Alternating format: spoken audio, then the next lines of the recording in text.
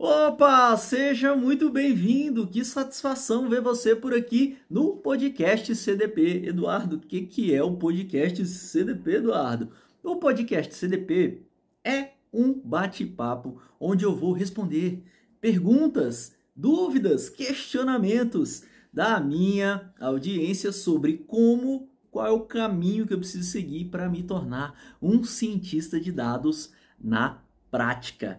Cara, Eduardo, que legal! E como é que surgiu essa ideia? Por que você está trazendo esse podcast, essa nova linha editorial aqui na internet, aqui no canal, Eduardo? Por que você está trazendo essa nova linha editorial? O fato é o seguinte, eu recebo muitas, mas muitas, quiçá dezenas de perguntas todas as semanas, exatamente me questionando várias coisas que às vezes para mim, para gente que já tá na área há muitos anos, não são muito claras. E o meu objetivo é exatamente pegar esses conceitos que hoje em dia estão mais materializados no meu dia a dia, transformá-los de forma mais simples para você. Eu sei que você tem um bocado de dúvida na sua cabeça. Eu sei que passa muita, mas muita coisa sobre possibilidades, sobre o que você deve aprender, sobre as coisas mais complexas e também das coisas mais simples. E o meu grande objetivo, cientista de dados, é exatamente estar aqui para bater esse papo contigo, bem clean mesmo aqui, cara, tranquilão. Tô aqui na minha cadeira, aqui onde eu costumo gravar as aulas, aqui no meu cantinho, no meu escritório.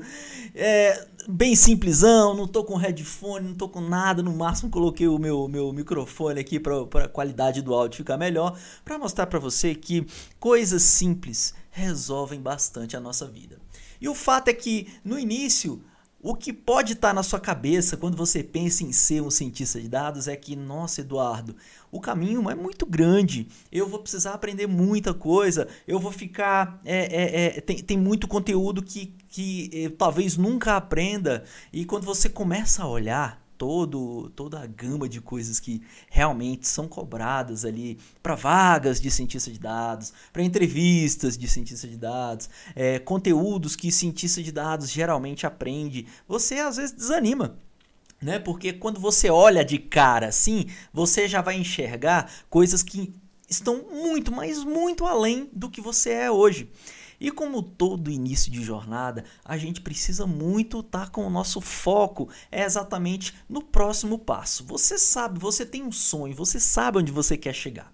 Você quer se tornar um cientista de dados na prática. E o que você precisa fazer é trilhar um passo depois do outro. Como toda jornada. Eduardo, quero ser médico. Cara, você vai precisar trilhar um passo depois do outro. Não foca lá na frente, lá na especialização. Quando você tem que focar aqui, cara, na aula de biologia, para você aprender aqui sobre células, tá bom? Então, assim, é sempre o próximo passo. E isso vai ajudar muito se você tiver essa mentalidade de que, cara, tô começando do zero.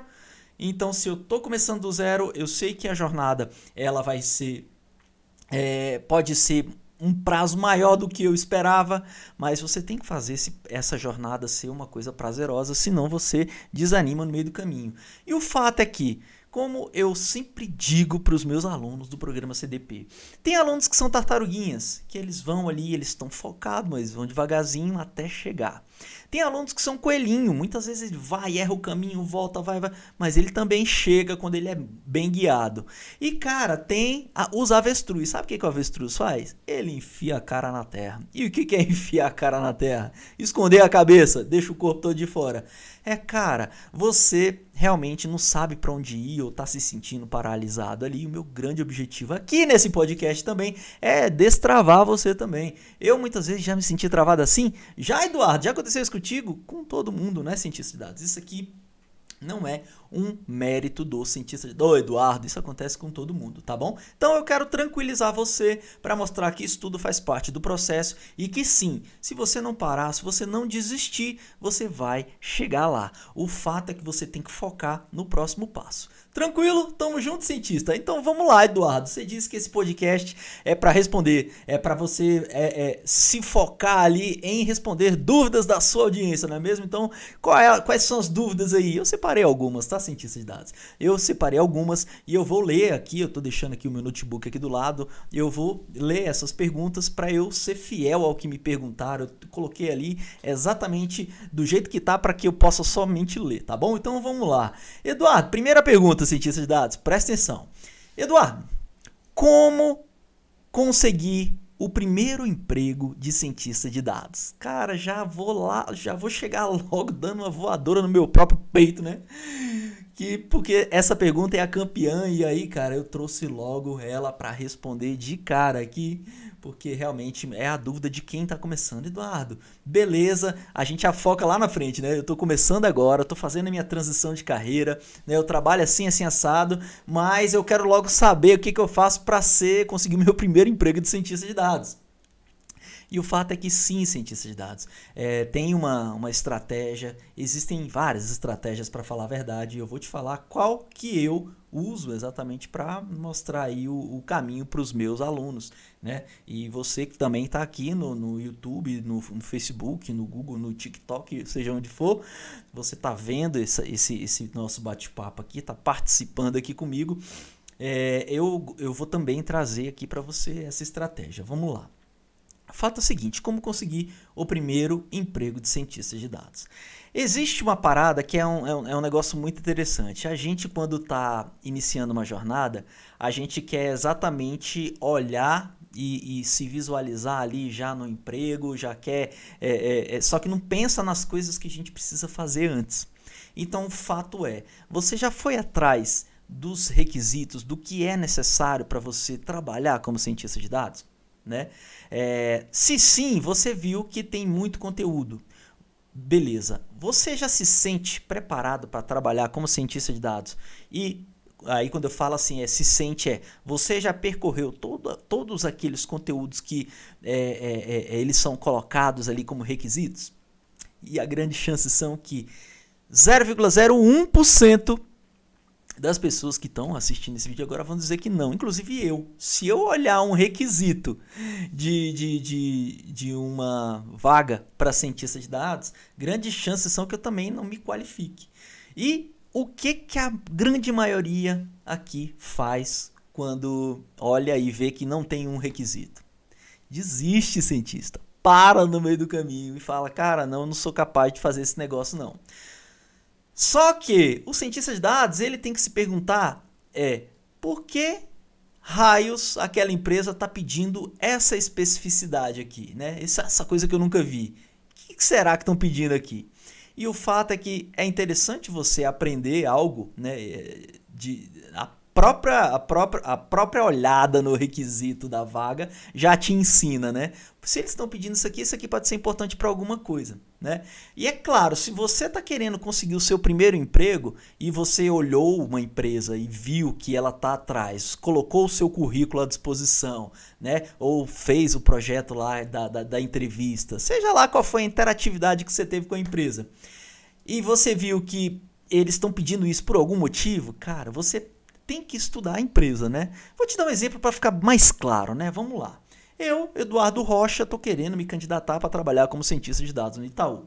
Chegando lá, percebi que eles utilizam muito uma ferramenta chamada Alteryx. Essa ferramenta chamada Alteryx é uma ferramenta que eles utilizam muito para análise de dados, análise exploratória, processamento, inclusive machine learning também. É uma ferramenta muito intuitiva que o pessoal do Itaú está usando. Eduardo, você conhece essa ferramenta? Não, eu não conheço essa ferramenta. O que eu vou fazer? Cara, a primeira coisa, eu vou entrar em contato ali com o Itaú, com o pessoal lá que forneceu a vaga, vou trocar e-mail com a galera que tá lá e vou falar, cara, beleza, esse conhecimento aqui, vocês usam essa ferramenta e vou tentar investigar. Vou olhar no Google aqui, o que é essa ferramenta, para que ela é utilizada? E, cara, já vou catalogar aqui como rol de ferramentas que eu vou ali aprender pelo menos o básico. Eduardo, que estratégia louca, então se você olhar todos os requisitos de todas as vagas, eu vou estar sempre aprendendo uma coisa diferente, não é? Essa é a sacada, cientista de dados. Você não vai precisar ser o PhD no Alteryx. O que você vai precisar é conhecer a ferramenta e entender por que ela está sendo utilizada e ir com integridade para a entrevista. Beleza? Você foi para a entrevista e é óbvio que vão estar olhando ali é o seu conhecimento, vão olhar ali todas as suas skills. E para você conseguir ali o seu emprego e trabalhar com aquela vaga, você vai ter que mostrar que você tem total interesse em aprender essa parada. Esse é um dos modos assim pelo qual eu, Eduardo Rocha, iria atrás para conseguir o meu primeiro emprego como cientista de dados. Eu iria olhar, investigar a empresa, para que ela está estudando isso, ia personalizar, né, o meu portfólio, inclusive, os projetos, com foco nessa área. Né? O fato é que acontece muito é assim, a galera já sai sem estratégia. Né? Então você tem que ter estratégia, você vai concorrer a uma vaga do sistema financeiro, prepara o seu portfólio, coloca aqueles projetos ali mais interessantes ali para a área financeira no topo, mostre ali o que você já trabalhou na área, no ramo financeiro. Então, existe sim, cientista de dados, várias estratégias. E o fato é que você sim vai precisar aprender todas essas estratégias, aprender métodos de prospecção proativa e entender como que você faz para adquirir os conhecimentos que estão sendo pedidos ali. E o fato é que você não vai conseguir aprender tudo que estão pedindo mesmo. Porque, como eu sempre falo para os alunos, eles pedem um astronauta da NASA. Por quê? Porque se vier, é lucro para eles, entendeu? E eles olharem ali, mas existem toda uma gama de skill que também é solicitada ali, que também é necessária para a gente trabalhar. Né? Eles vão olhar, vão ver se tem empatia contigo. Uma coisa que é muito importante, que eu preparo muitos meus alunos para isso se tem valor, né? Se a pessoa tem o valor ali positivo, saca? Só aquela pessoa negativa, aquela pessoa que tá meio ali, saca? Tipo, pra baixo. Cara, ninguém gosta de trabalhar com gente pra baixo. Então, vamos olhar tudo também. Isso é fato. Então, você tem que ter uma preparação holística, tá bom? Para conseguir o seu primeiro emprego como cientista de dados, você tem que ter uma preparação holística. Você precisa cuidar da forma como você vai cuidar do seu portfólio, você precisa entender, ter uma proatividade na hora de apresentar ali os seus projetos, as suas habilidades. E você tem que cultivar valores, cientista de dados, valores de uma vida, valores de verdade, de integridade. Isso tudo é muito importante. A gente saca, né? Nós seres humanos, a gente saca quando a pessoa está falando uma mentira. E você precisa ser muito íntegro na hora que você está fazendo essa entrevista. Por quê? Porque, porra, você está querendo conquistar um emprego. Esse emprego ali, essa vaga de cientista de dados, você vai ter uma relação direta com essa pessoa ali que está te entrevistando na maioria dos casos. E a pessoa que está te entrevistando, ela quer trabalhar com uma pessoa que vai ajudar ela. Essa é a sacada, sabe, cientista de dados? Então, ó, você vai unir várias coisas, vários conhecimentos que você tem para ajudar, sim, nos projetos de ciência de dados, mas você também vai conviver com essa pessoa, né? Você vai ter uma vida ali, você vai, por mais que o cientista de dados hoje tem uma parada muito massa, que é o home office, né? Praticamente quase 100% dos meus alunos que estão trabalhando são home office. Por quê? Porque a pandemia acelerou algumas coisas, né? Então, a maioria trabalhando em home office. E você que está querendo conquistar um trabalho como cientista de dados, já saiba que, cara, vai rolar um home office para você, porque hoje em dia as empresas elas estão mais maduras com relação a esse tipo de trabalho, né? O fato é que as pessoas também estão mais maduras, né? As pessoas se acostumaram a trabalhar com projetos.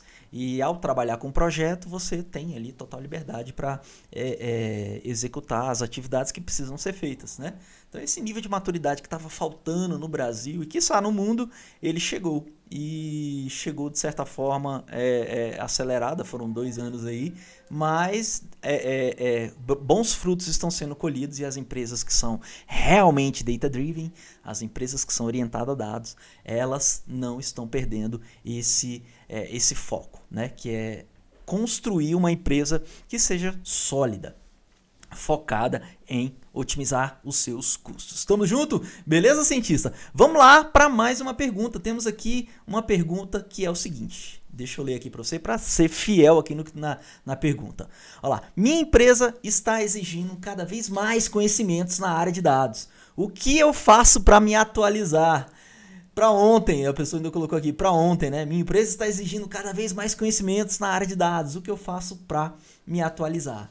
Cientista de dados, que massa! Isso não é uma característica somente da sua empresa. Praticamente todas as empresas, isso é um benefício muito grande para você que está querendo ser cientista de dados agora, porque todas as empresas, né, pelo menos essas empresas que estão realmente preocupadas com os seus dados, com os dados dos seus clientes, que estão vendo cada vez mais a necessidade de otimizar os seus processos, a sua linha de produção. As empresas estão cada vez mais precisando de cientistas de dados. Por quê? Porque é esse cara que vai saber manipular os dados, que vai saber armazenar, guardar, né, que vai conseguir extrair insights desses dados na hora que for preciso, que vai criar ali indicadores de qualidade, é o cara que vai traçar estratégias de prospecção, de recomendação.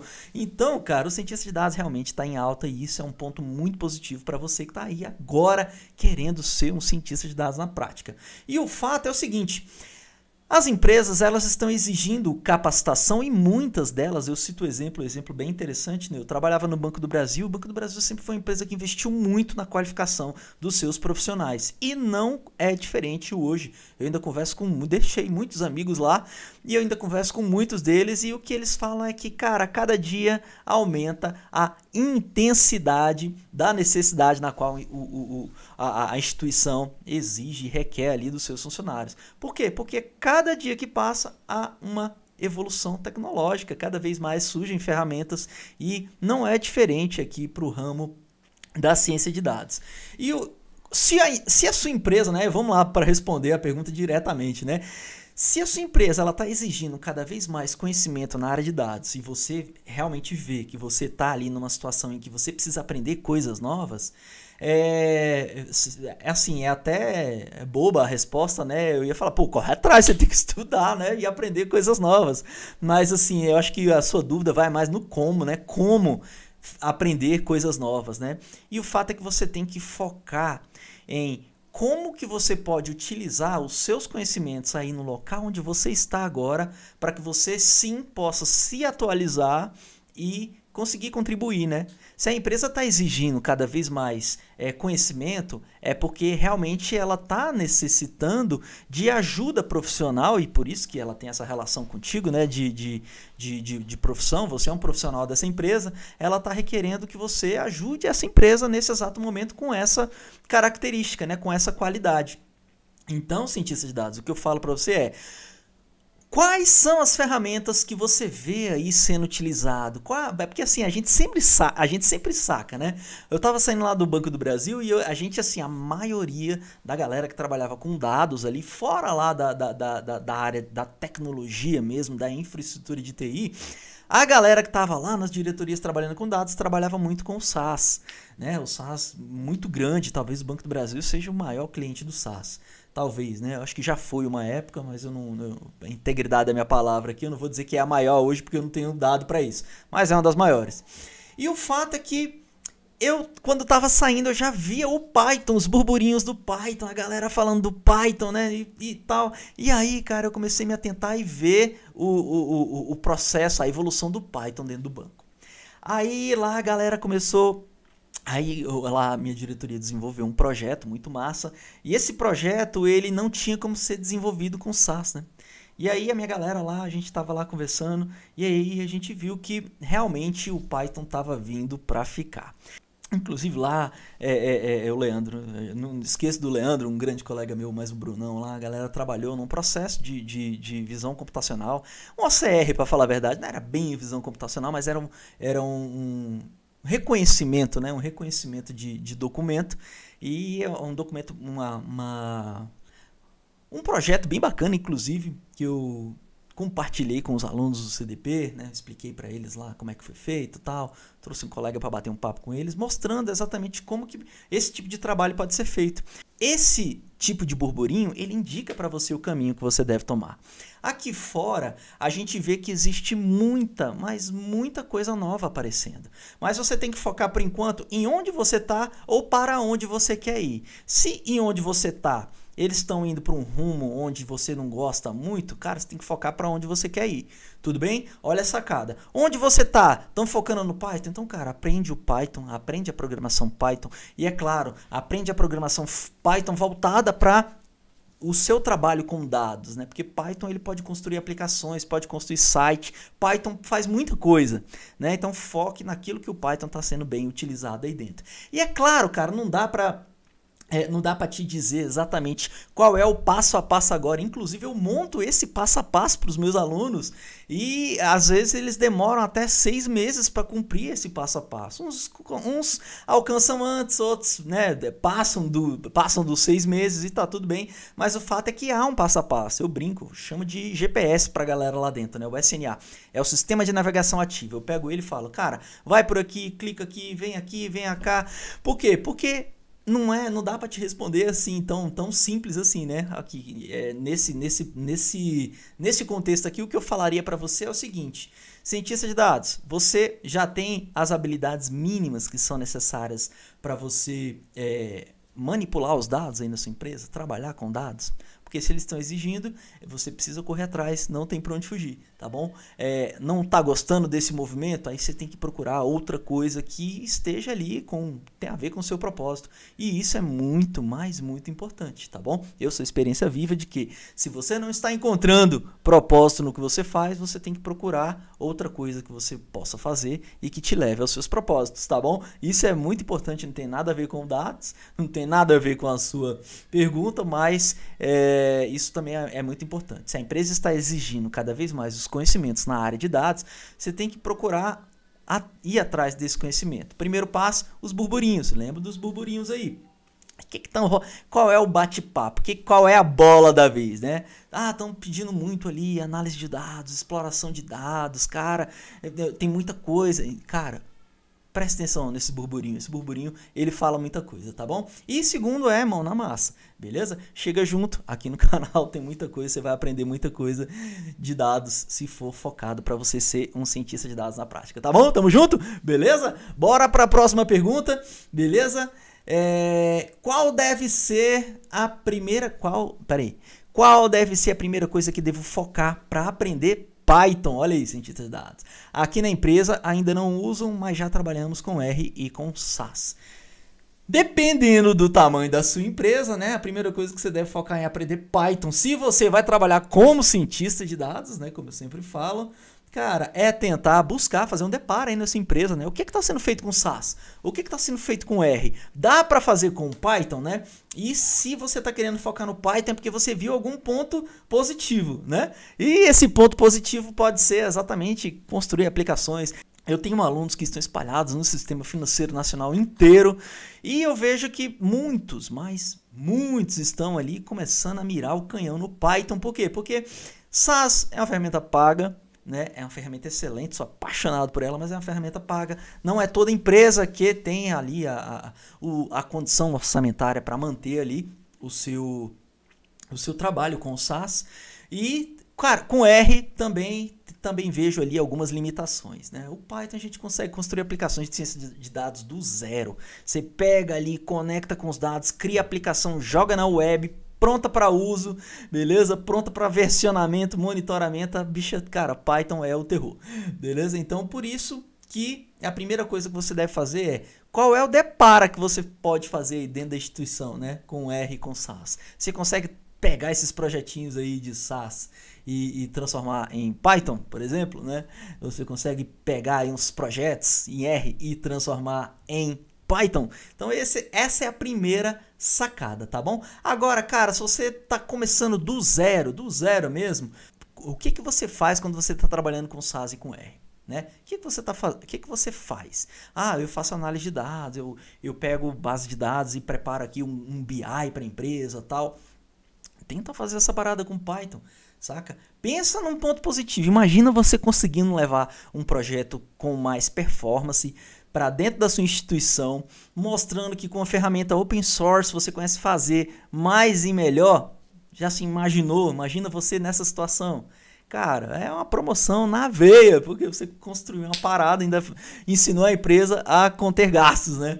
E dependendo do tamanho aí do orçamento, né? Gastos gigantescos. Tudo isso você pode fazer com o Python. E o Python é open, galera. O Python é aberto para você trabalhar e construir as suas aplicações. Então, qual deve ser a primeira coisa que você deve fazer para aprender o Python? É aprender o básico necessário para você fazer o trabalho que você já faz aí com SAS, com R, tá bom? E se eu tô começando do zero? Agora essa pergunta aqui eu tô incrementando agora, né? Eduardo, mas e se eu tô começando do zero? Cientista de dados, você está querendo trabalhar como cientista de dados? Você quer iniciar o seu trabalho, a sua jornada para ser um cientista de dados na prática? Então você precisa aprender o Python, que é necessário para manipular dados, construir ali aplicações, máquinas preditivas com machine learning. Esse é o beabá que você tem que fazer, começar ali da jornada, aprender o Python focado na ciência de dados, para depois você ir evoluindo no seu caminho, tá bom? E o bom do Python é isso, é que você começa e você vê um fim utilizando o Python. Até mesmo se eu for lá dentro do projeto, lá dentro do programa CDP, tem um projeto que é análise de sentimento em tempo real no Twitter. Lá dentro a gente utiliza o Python também, mas a gente utiliza o Spark. O Spark é um framework que permite a gente trabalhar com stream de dados. Stream de dados é dados sendo gerado continuamente durante o tempo, tá bom? Pensa no Twitter aí, quantos tweets foram dados agora enquanto eu comecei a fazer essa explicação do Spark aqui para você?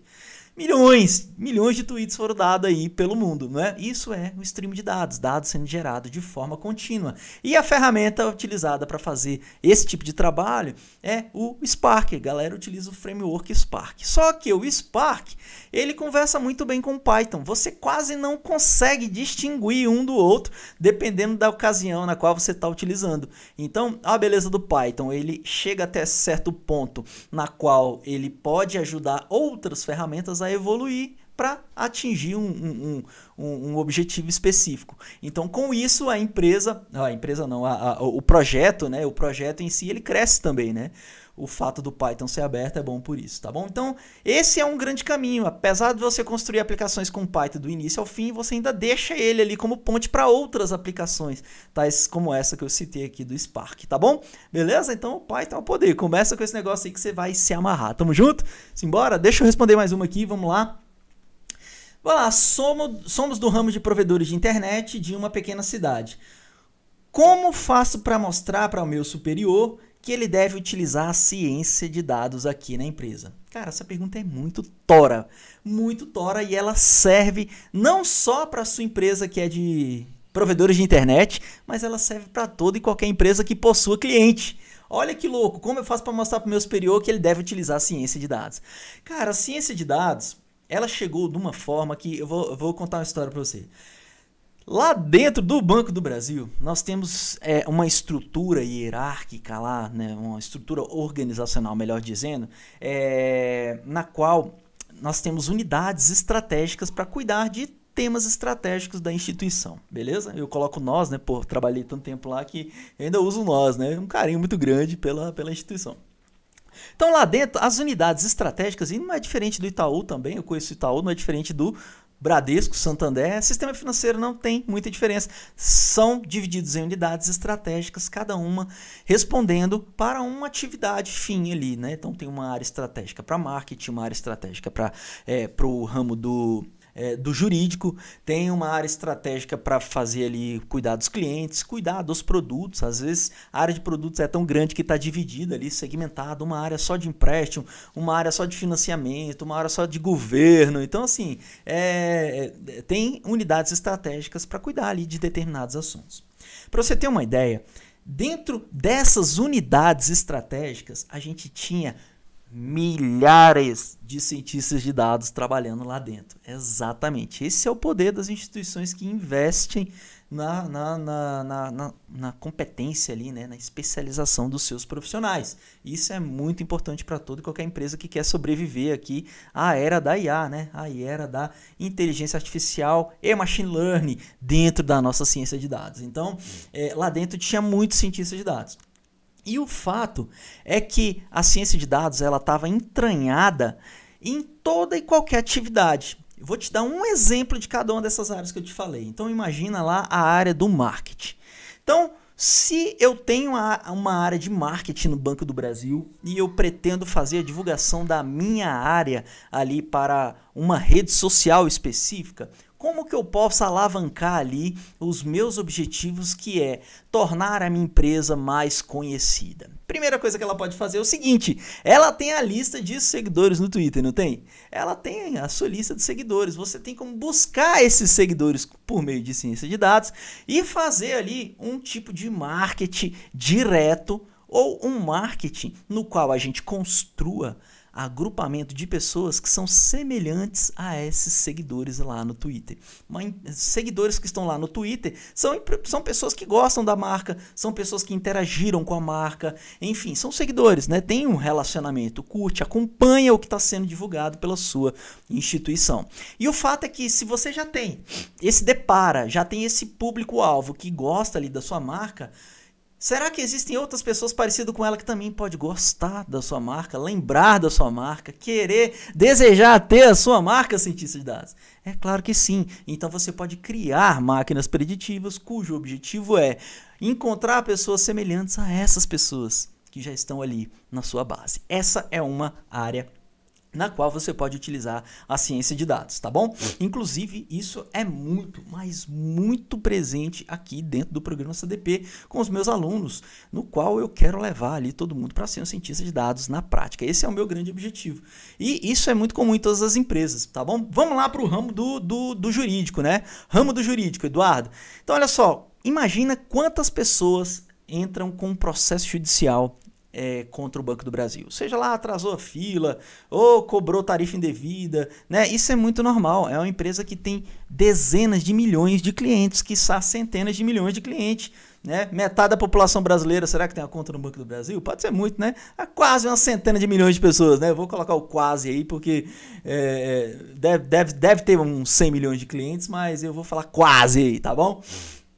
Então o fato é o seguinte: o que está acontecendo, né? Dezenas de milhões de clientes ali, tem algum que está ali envolvido em algum contencioso contra o banco, e o banco tem uma área jurídica simplesmente para resolver o problema do cliente, não é mesmo? Então, olha só que interessante: o banco poderia utilizar a ciência de dados para encontrar as pessoas que são parecidas com aquelas nas quais elas estão acionando o banco por algum tipo de deficiência do próprio trabalho, né? Que é muito normal. Isso acontece lá no Banco do Brasil, Eduardo? Não, isso acontece com toda empresa grande, mundial, que tem aí redes distribuídas aí em todo o mundo. Pensa na Nike, imagine quantos processos não tem a Nike, porque o cara estava correndo, tênis assim assado, né? Pensa aí na Netflix, pô, milhões de clientes, cobrou errado, cobrou 2 vezes, cobrou o que ele não assinou. Então tem contencioso, tem judiciário, tem alguém para cuidar do jurídico, e esse alguém está preocupado em fazer essa parada ser otimizada dentro da instituição.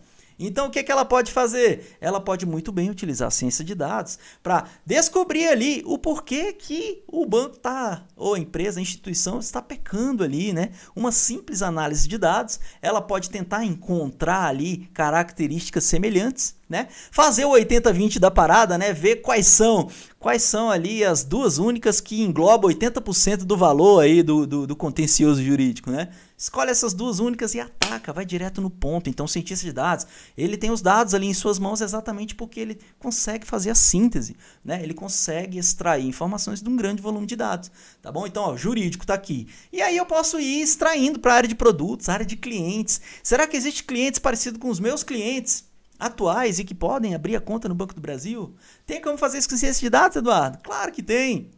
Existem metodologias para isso, com machine learning, com redes neurais profundas, deep learning. Existe metodologia para a gente fazer tudo isso, tá bom? Área de produto, Eduardo. Eu estou vendendo aqui o meu produto e eu quero fazer estimativa de quanto que eu preciso ter ali e quais são ali os produtos que eu devo focar para conseguir esse negócio. Eu consigo fazer esse tipo de estimativa, Eduardo?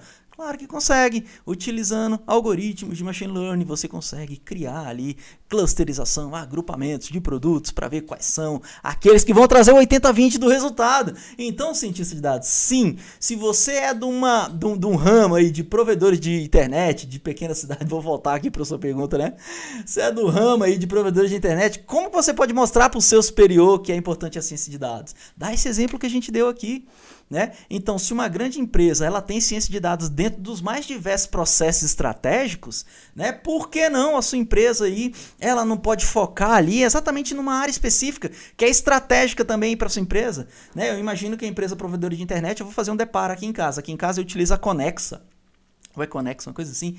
Aqui em casa é Conex, tá, beleza. O que essa Conex pode fazer para aumentar ali o seu market share, né? Ela, imagina que meu condomínio tem 2.000 pessoas, sei lá, se 50% usa Conexa, por que não 60%? Por que não 70%? E o que eles devem fazer para encontrar essas outras pessoas? Será que eles conseguem utilizar a ciência de dados para encontrar ali semelhanças entre os seus clientes, para encontrar esses outros novos clientes? Né, para fazer anúncios e mostrar ali os benefícios do seu produto? Será que você consegue fazer isso aí na sua empresa de cientista de dados? Mostre, crie um trabalho massa aí para o seu superior aí, joga a ciência de dados aí dentro, pega o Python, começa a fazer algumas análises aí, não sei se você usa alguma ferramenta, você deve usar, porque você me manda pergunta, então você já deve me acompanhar, você deve usar o Python aí. Se não, tá aprendendo a usar o Python, chega junto, dá uma olhada no canal aí que tem dezenas de projetos aí, você já vai conseguir montar uma parada massa aí, uma apresentação para o seu superior. Mostra e cria aí um agrupamento, mostra um estudo pelo qual você pode colocar aí a ciência de dados dentro da empresa. Tem uma parada muito massa que é a seguinte: você consegue criar ali aquela perspectiva do ciclo de vida do cliente dentro da sua empresa, né? Então começa a olhar ali quais são as características das pessoas que estão cancelando, né? Porque eu imagino que deva ter muito cancelamento, né? Recorrência, esse trabalho de recorrência tem muito cancelamento. É que nem Netflix. Tem cliente entrando, mas tem cliente saindo, e por aí vai. Fazer ali um estudo para saber exatamente quanto que está ficando, quanto que está saindo, é mais complicado. Então, faça esse tipo de estudo, tenta colocar aí características dos clientes que estão parecidos com aqueles clientes que estão querendo sair, evadir da empresa, um churn, né? Faz um churn análise aí. E aí, o que você vai fazer? Mostra pro seu CEO aí, pro seu superior, olha só que interessante, eu fiz um estudo massa aqui com ciência de dados dentro da instituição, e eu tô vendo que tais clientes aqui têm potencial de não renovar a recorrência. Será que a gente pode fazer uma ação de marketing aqui para essa galera? Um bônus, né? Um desconto, sei lá. Então, existe sim cientista de dados, e essa é uma pequena forma, e eu espero ter contribuído aí contigo. Beleza? Cientista de dados, é isso. Esse foi o primeiro podcast CDP, um podcast no qual eu respondo perguntas da minha audiência, perguntas aí suas, cientistas de dados, que talvez sejam dúvidas para você que quer se tornar um cientista de dados na prática. Meu nome é Eduardo Rocha. Se você quiser mais conteúdos como esse, não deixa de seguir aqui o canal, beleza? www.cienciadosdados.com. Tamo junto, simbora. Um beijo, valeu, a gente se vê no próximo podcast CDP. Tchau, tchau!